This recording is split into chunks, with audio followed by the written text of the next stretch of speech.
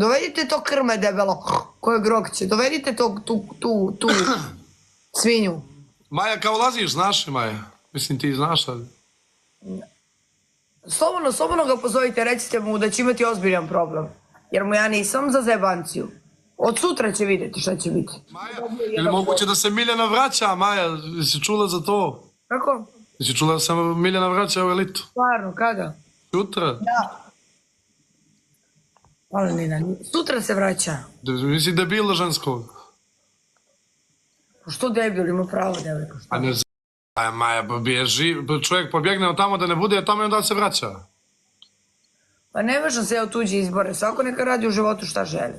Debelo mirzi ovu krmku koju me moli da se slika sa mnom. Dovedite tu svinju debelu, slobodno. Recite mu da će sutra imati jedan ozbiljan poziv. Slobodno mu prenesite.